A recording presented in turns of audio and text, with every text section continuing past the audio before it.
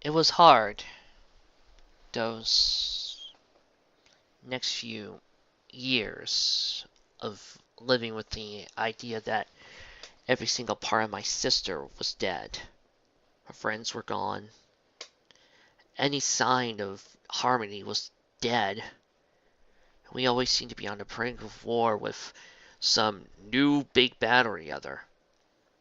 And every time I could look into the eyes of a member of Starfleet, all I could see was pity. When Raimi died, they didn't show any remorse. They didn't show any compassion for their fellow teammate. All they showed was just a desire to pick up the new member and move on. Like he wasn't anything to them. That's why I knew I couldn't put my depression on them. The only ones who seemed to notice were my wife and my daughter, Flurry Heart. Sometimes, when I was playing with her, she would notice that I would just break into tears randomly and just start crying for no reason. She would ask me, "What's wrong, Daddy?" And I couldn't tell her because I knew my heart was breaking. Sometimes I would look at Flurry and I would hear her say or do something, and then I would tell myself, "Hey, Twilight would love to hear it!" Only to remind myself that Twilight wasn't here anymore. They weren't here. Then it happened. One day, a random monster of the week came and started destroying parts of the Crystal Empire. Of course, everybody tried to get to the fairies and tried to get behind the force fields and what have you, but my wife and little girl were trapped in a building. That monster, it started crumbling around them. I couldn't make it. I couldn't do a damn thing. I just couldn't. I just couldn't do a damn thing.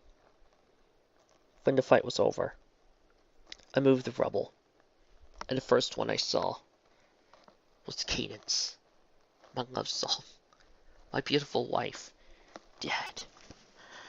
Her heart ripped out, her body cut to ribbons.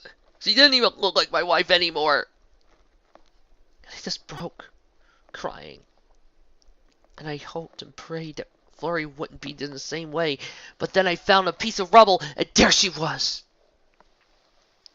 My little girl. My little angel. Broken. Her wings at odd angles. Her body crushed. When I held her, she didn't look like a filly. She didn't look like 6 years old. She just looked like a broken doll. It took them hours to pry her away from my body.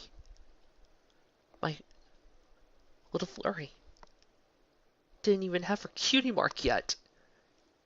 She was dead. And I lost her. Of course, they brought the old condolences, the "I'm so sorry," the "I know how it feels." Oh, especially Lightning Dawn. He said, "Oh, you may have lost your family, but I lost my whole world once. You wouldn't know how it feels. Like it was, like our tragedies were some sort of contest." No, it wasn't. You would never know how it feels. You never know how it feels to lose a daughter until you do. So, with a simple sign of a paper, I closed the borders of the Crystal Empire and signed Articles of Succession away from the United Equestria, determined never to touch them again. Well, until I found that library.